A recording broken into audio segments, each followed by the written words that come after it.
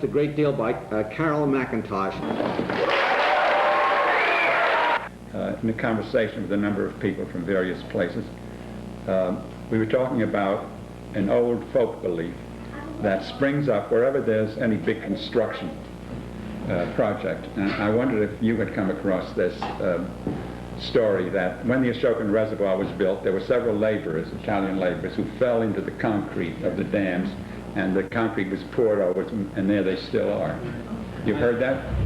Well, I have, but I don't think there's any basis. Well, this is an almost universal thing. We were yesterday a group of people from, one was a German historian who's interested in classical historiography. He's working on a man named Eutropius, who wrote an epitome of Roman history in 300-something AD. And we were talking about the movement of populations, which is part of the Catskills story. And he said that in Germany there is a story about the Autobahn, that there are a number of laborers who fell into the concrete, and so when you drive on this Autobahn to Berlin, you're driving over the bodies of these anonymous Italians who'd come in into a strange country, and there was very little record of their presence, and so this could be done. So I said, well, I've come across that story in other places, and at this, a girl who was there said, well, a friend of mine told me that her father, who had played a part in the building of the Ashokan Reservoir, had told her this story about the Italian laborers there. And then I remembered a friend of mine in the U.S. Steel Corporation who said, well, in the old days when a workman fell into one of these great things of molten steel, we would dump it out of respect for him. He said, of course, we'd salvage it in a few hours as soon as it cooled off. But he said, we don't do that anymore. And then I remembered the Woodstock story involving the same thing, the bodies buried under some project. And that was along the West Socrates Road in Woodstock that there'd been a great slide of quarry tailings, of the quarry rubble that is piled up beneath every bluestone quarry on the mountains here. And it had somehow come loose and slid down over 2 Irish quarry workers. And the management was summoned, and they stood there and looked at this great mountain of broken rock, and they said, well, we'll cut their initials on one of these stones here, and this will be their grave. So this is the thing you come to in folklore, that these things, that so many things are universal, and what we're interested in often is the local example of something of this sort. And this is a good example, the Ashokan Reservoir, the bluestone quarries, all over the place. And I'm sure that it's, if you wanted to trace this one little thing, you'd find it in almost every part of the United States and of Europe. Something. So I interrupted you, but I wanted to... No, it doesn't matter. I was thinking... You go ahead now. I've heard that, I guess it would be a motif in a sense. It is, yeah. Thompson... I don't know whether he has it or not. I never checked. But anyway, Yes, he has funerals, burials, and really? stuff. I've heard it associated with the building of the thruway. Yeah. For every mile there's such and such. But there was one person that was a young boy, apparently. I remember Elwin telling the story. That's Elwin Davis, you mean? Elwin Davis. Yeah. A young boy was married on the weekend, and then that Sunday, or Monday rather, he went to work. And he fell into one of the big McCullough crushers, you know, that broke the rocks up that they would mix in with the cement. But he was extracted and was buried, and I remember Elwin describing in great detail what his body looked like, and, you know, that kind of... Maybe we can get to more cheerful aspects of folklore. Walter didn't have... he couldn't converse with his informants, many of his informants, because Walter Mead here, because many of them were animals, and I guess his fox hunting days, he couldn't ask them how any stories from their granddaddies. But you might say a little bit about the folk life of the period you described to us once. Well, one of the things I want to comment in before we go on, this is said about the Gilboa Dam too. It is. That certain blacks were buried in the concrete. So I guess that whatever you talk about that we built, somebody's buried in it. But, well, of course, the people that I were really interested into was the men that were interested in hunting, old-time hunting, not only fox hunting, but raccoon hunting and all kinds of trapping and things like that. they were kind of a unique breed. It was very difficult to tell whether they were actually recreation or work. Certainly they collected money from the pelts and things like that contributed to their livelihood. But when it comes to fall of the year, it didn't take anything to stop them working and go to hunt. That was for sure. And one thing that I was always interested into is game laws were not good at that time and not enforced. That is, they weren't protective of many different species. But these men more or less protected their own hobby, their own hunting. That is, like, for instance, most wild animals breed late in the winter and have their litters in the spring of the year. So they would never hunt animals after about the middle of February or like that. And they were very strict about it. But you'll ask right away, if there's no law, how are you going to enforce it? They enforced it in this way. I remember a man by the name of Davis, and he shot a vixen one time, that's a female fox. And one of the neighbors cut it open and looked at it, and she was carrying 10 pups. And that was an outrage. Well, there wasn't anything you could do. Everybody was mad, but what are you going to do about it? But the next fall, somebody shot his hound. He bought another hound, somebody shot it. Somebody got, before he got a chance to kill his third hound, why people killed foxes dead of his hound, simply took it off and wouldn't share it with him, things like that. So finally he just dropped out of the fox hunt. That's how they enforce their rules. And I was interested in people who just merely set up a code and lived by it. In recent years, the whole concept of folklore, what is folklore, has changed, having been, when the word was coined, and even before it was coined, that which is in oral tradition. In other words, what was printed wasn't folklore anymore. It ceased being folklore once it was captured and fastened down like a butterfly with a pin. But we can't do that anymore because of the increased literacy. People read more, people listen to the radio, and they watch television. And their mental furniture is largely formed by what comes from outside. It used to be that it was formed by what they found in their family, in their neighborhood, in their community. And the changes have been enormous. And this example I mentioned a while ago, the song that was really a very early folk song, which turned up in the Catskills, which had originated in North Carolina, is an example. And that's been multiplied many times today. People have told me stories, and when I press them, they say, well, I ask where they heard it. Well, let me see. Oh, that was on the radio back in 1940-something. And so it confuses the picture, but what people accept is important. And this is what the young people can contribute. We accept this, whatever its source. And it may not be folklore, but it's something else. It's part of social history. It's important. It should be studied and remembered and enjoyed, too, to the extent that it can be enjoyed. As time goes on, will become more and more difficult to find the kind of folklore that is indigenous, that grew out of the tradition of father to son, mother to daughter, without any kind of intermixture. And every time I often think of this when I'm talking with people in the region, that every time you question people, you implant ideas in them, in their minds, and influence what they tell you and what they tell other people.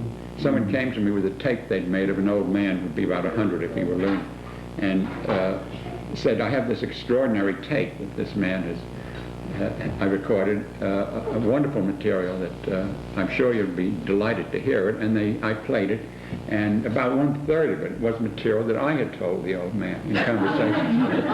And so I was getting it back, but what was fascinating about it was that he didn't tell it the way I told it to him. And so it had a decided interest, but it shows how confusing a thing this can be and how fascinating it can be. It's the being on the trail, like a detective on the trail of a missing person or something.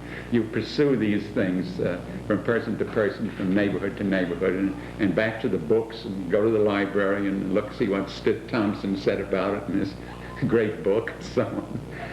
We I tend, think- yes. I'm sorry, no, I was going to say, we tend to think of folklore as being rural, Yeah. and it's not, right? I mean, that's, but whenever we talk about folklore, we think of folklore meetings or folklore festivals, we always think of rural folklore. Well, There's been a tremendous interest over the last 10 years or so. yes, Urban folklore. as a matter of fact, many of the folk songs are based on songs that were composed in the cities many years ago, and filtered down and changed. And I think the question of change, even if they hear it on the radio, they try to imitate it, but they put their little turns in, and it becomes a new thing, as you mentioned. I think perhaps, I don't want to cut this short, but I would like to ask the audience for any comments or questions or additions that you might supply. Harry Stoneback, Dr. Stoneback over here, has done, besides being a folk singer, and his wife, Sparrow there, is also interested in, I guess, folk literature. Would you want to make any comment on Some of my work has been done more down around the Esopus area and Highland and the Hudson Valley there, and that's what I know best. We have some, earlier I was thinking, you were talking about the burial motif. One project I had with folklore students at New Falls was to track down all the hermits in that part of Ulster County. And we found some very interesting hermits. One hermit, Jimmy, and I've forgotten his last name, it was a Finnish name. He lived in a swamp not far from New Falls, Plutarch Swamps, and you may know it. And he retreated to that swamp in the 30s, I believe it was, when what is now the Ben Franklin Bridge was built from Philadelphia to Camden, because they would never talk about it. It was very difficult. I went out to the swamp and visited him a dozen times, but finally two things emerged. He'd seen a friend of his buried alive in concrete, and that there was a woman in Philadelphia that hadn't treated him right. So he retreated to the swamp, to Plutarch Swamp, and lived there until he died a few years ago.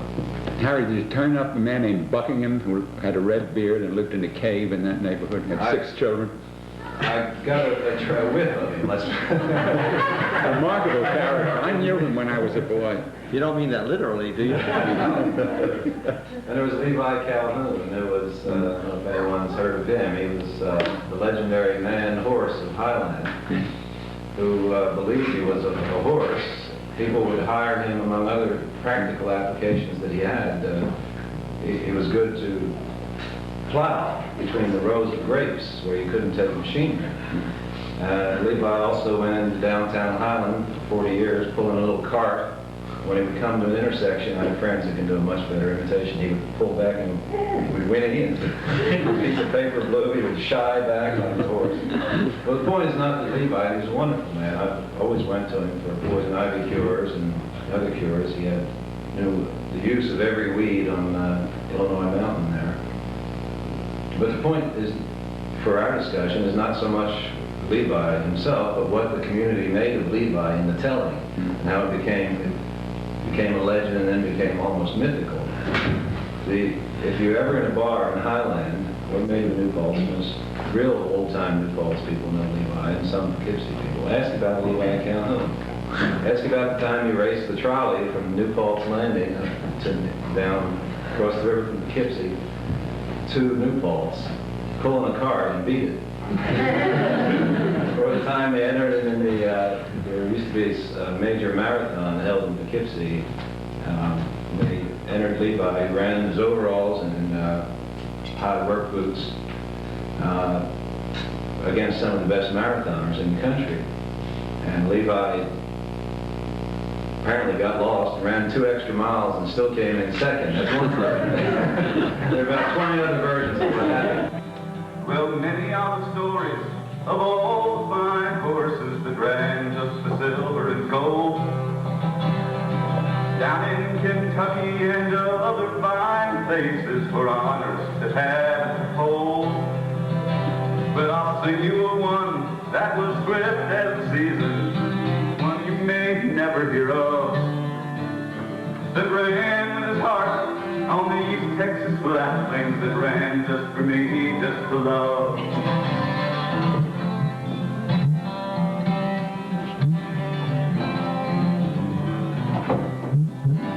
Oh, his eyes were as bright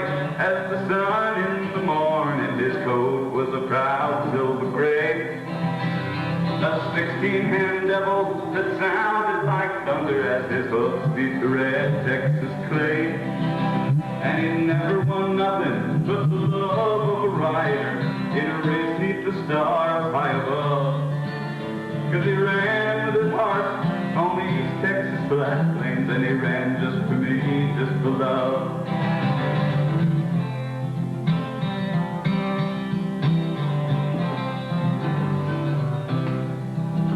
Now the years they go by like some hurricane demons, but there's memories that never grow cold. So you can tell me all those stories of Steuben and Ten Brooks that ran just for silver and gold. But I remember the one that was swift as the seasons, one you may never hear of, that ran with his heart on the East Texas flat plains, that ran just for me, just for love. Ran with his heart on the East Texas flat plains, yes, he ran just for me, just for love.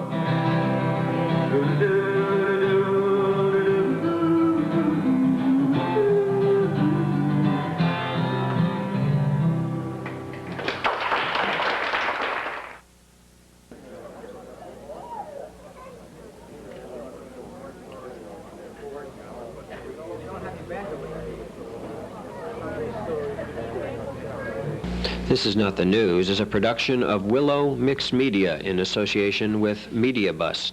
Stay tuned tonight at midnight for The Night Owl Show. Stay tuned at 8 tonight for Talking Youth, coming up next on Channel 6.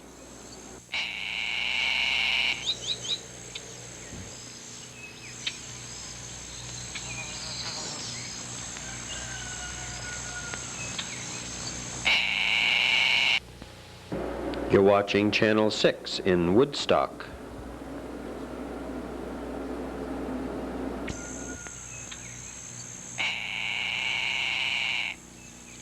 We're interviewing Howard Rust over here in Olive Bridge, Acorn Hill of Olive Bridge. The reason I'm interviewing you, Howard, for one thing, I told you on the phone, we've been interviewing all the old-timers, and we said it's about time we interviewed a middle-timer. I haven't used that term before, but I think maybe it'll go in the next lexicon. We have sort of taken Howard and people like Howard for granted. Since I first came to Woodstock, Howard has been a great fixture of calling, singing, having a wonderful Christmas mummers events, and many other rituals, spring rituals, and square dances, of course, and workshops. So you sort of take him for granted. He's part of the local scene. But I thought everywhere, right? Like we take Gray's store for granted here, you know. Right. It's really a marvelous old story. Ethel Gray. We just accept it. Yeah. My mother was a professional yodeler. Actually, she came over this country, and she came over here and got a job in a nightclub as a singer, basically, but clung to her Swiss origins, and still today, at 76 years old, she goes out about twice a week and entertains old people. Really? And she probably knows more Swiss folk songs, probably, than anybody alive, I really think, because we went over to some Swiss folk clubs, and she was teaching people in the various cantons songs that they didn't know from their own cantons. That's because she knew songs from when she was The a little old girl, stuff, right. and she was speaking her dialect as she learned it when she was a little girl. Yeah. She goes back, and it's all changed. Yeah, right. It's incredible. Well, and I haven't collected her. you have. That's what I was going to ask That's you. a heck of a note. But did she sing to you when you were younger? I'm not into collecting. Did you get your... Oh, yeah, that's where I learned my Swiss, basically. Yeah, and you got a real background. And Right. you were born here, however. Yeah, right. Mhm. Where were you born? I was born in Bridgeport, Connecticut. Oh, And a traveler. I did spend a year in Switzerland as a kid before the war. And when did the you come Great to War. this area? Let's see. We bought the Coach House Tavern back in 1949, I think. No, it was 51, I think, after I got out of service. Yeah, we all moved up. Well, I guess they kept the nightclub in Rockland County for another 10 years while I ran this one, and discovered that was not for me, the nightclub business. That was no way suited to my personality. And so they came up and took it. and I went to New Paltz and became a teacher or something like that. Yes, well, and now you're a teacher in... I still teach at Kingston High School, about 5 more years to go, and then I can be an old-timer and retire. Right. Join the ranks then. Yay. You retired? That's a nice thing. Not yet. I'm looking forward to it. Just raise rabbits. What was the first instrument you began to play? Probably drums in my mother's nightclub. They needed a drummer who didn't show up one night, and I sat there and banged on a bass drum when I was about 9 years old or something with a foot, you know, and tapped, and I got into that. And then I guess piano and accordion. Something in that which order. you play now, and call. When did you get into square dance calling? Let's see, I don't really know. It's probably close to, how old were my kids then? Must be close to 20 years ago. We used to go to Fox Hollow, remember the folk festivals. We became interested in folk music, and one morning as we were at camp there, we were booked, that's right, we were booked as a Swiss act. There's the connection. I've almost forgotten that. Bob Beers came one time to Lynn Bernstein's coffee house, and I had my mother, and my grandmother was still singing then. She was 93, and we were all singing. It was, yeah, kind of cute, but kind of nice, too, and there was some quality to it. And so Bob said, how would you like to come sing at Fox Hollow? And then we did. And you mean as a family, did you sing? As a family, we went up and did Swiss. That's all we knew. That's folk music to us, was some Swiss songs we knew, and the Weavers, you know. And you yodel? And that was it. Pardon? You yodel? Yeah, my mother's still a fairly good yodeler for 76 years old. It's incredible. What did you do? Singing parts as well, harmonize? Yeah, sure, the whole, how you do, you know. Yeah. We used to sit around and sing. We'd go somewhere in a car and we'd sing, and then she being a professional, you know, there was a certain amount that you had to do. Yeah. So, now, did you learn calling from any person or... no, not directly. Let's see. I started to say how we got into dancing was, we were camped there at Fox Hollow. One morning I heard this whistle like a bird-like thing, except it was a wonderful melody I'd never heard before. And I went out and looked on the green beyond the tents there, and there was Dudley Laufman and a couple of people, Jerry Jenkins, I think, and just playing a couple of penny whistles, that's all. And people were dancing on the grass, barefoot, right after breakfast. I thought, what a wonderful thing. I'd never seen anything like that, you know. So that was our initiation to country dance. And we got caught onto it, you know, went to a few Dudley Laufman dances and stuff, said, oh, this is wonderful, how can we learn more about it? And then I got involved with the Country Dance Society, which is a formal national organization dedicated to the preservation of more traditional country dancing, including English dances from the 17th centuries and some earlier, but not medieval dances specifically, you know, more joyous kind of, I think, more joyous things. And also they do Morris dancing and sword dancing from the English tradition, probably from the Middle Ages. So that's where we learned it. Really, I learned it from some of the really great pros, Jim Morrison and May Gadd even, and because, you know, here in New York State, I'm really not sure what part of tradition I am yet. You know, I don't know that it hasn't really carried on as it has in other places. Yes. So we take a lot from the English, well, the New England tradition, and from the Southern tradition. Appalachian's getting very big around here. Everybody wants to learn how to clog, and the fiddle tunes turn out to be real hot skillet-licking tunes rather than the old New York, more graceful jigs and things that Howard Kelly and people like that play. Right.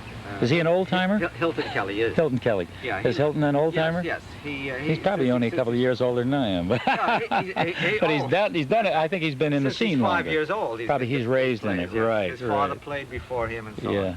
That's wonderful. So I'm sure it was preserved. Well, you go around here to the fire department or Moose Club or whatever, and they still have, you know, people doing square dances. It tends to be square and round, with probably more round than square. The instrumentation very seldom is traditional. They tend to use electric guitars, saxes, which is all right in a sense. To me, it's vulgate, but it's okay. You know, nothing wrong with it. We just like fiddles and banjos better. Right. Now forward and back again. You crossed over. Sorry. I wanted you to cross Never over. done it. Didn't get you there, but now I get you. Okay. Now I'm going to go forward and back again. Forward and back. Forward and back. No, now you're going to cross. You're ahead of me. That's all right. And now you cross over back to where you started from. Oh, all right. Good. Now, the first couple, that's you're at the head of the set. You're going to join hands and sashay down the middle of the set and back.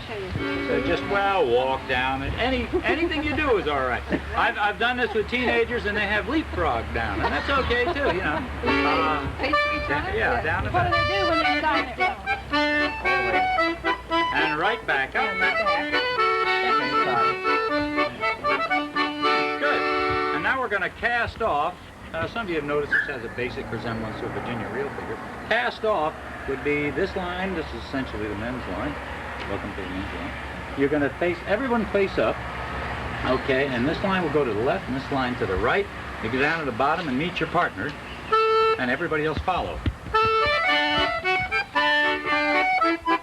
Head couple make an arch, and the other couples come through with your partner. Right. All the way up to the top. And there we are. Now we're ready to start again.